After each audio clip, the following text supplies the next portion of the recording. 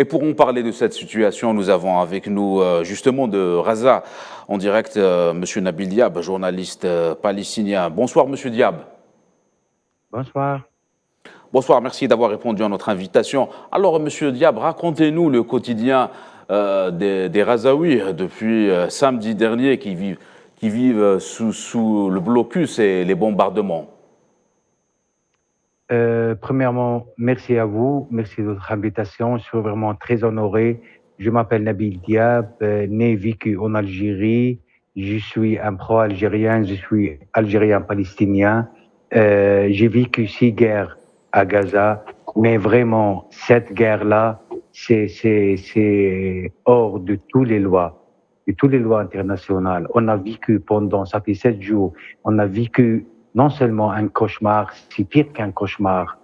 Pendant 7 jours, ils ont éliminé Gaza, ils ont éliminé la population de Gaza. Je ne sais pas, est-ce que je peux dire que j'ai entamé mes rêves, j'ai entamé mes souvenirs à Gaza.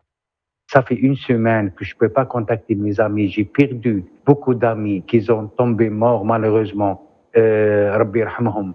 Mais ce qui se passe à Gaza maintenant,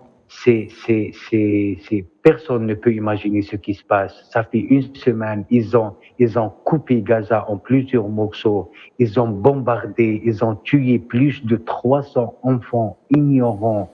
Vous pouvez imaginer un enfant ignorant sous un prétexte de détruire l'infrastructure du terrorisme. Je voudrais savoir, c'est quoi l'infrastructure?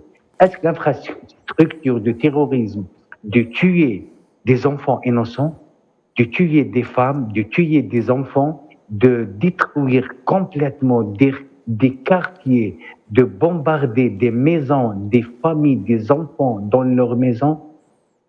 Monsieur Diab, Oui. en parlant de la population gazaoui, comment la population de Gaza a réagi face à cette histoire d'ultimatum pour évacuer Gaza qui a scandalisé le monde entier?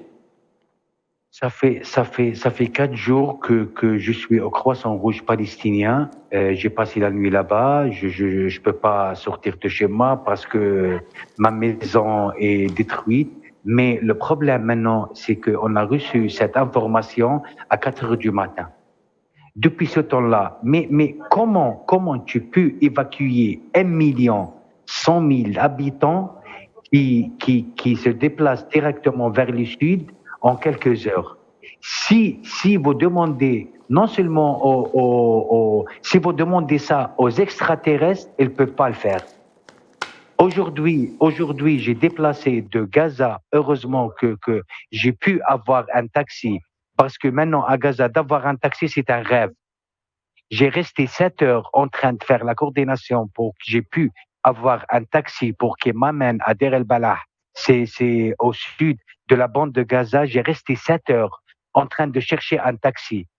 Il y a pas mal des familles, des milliers de familles qui ont parti à pied. Vous pouvez imaginer ce que ça veut dire d'y aller à pied une 30 kilomètres?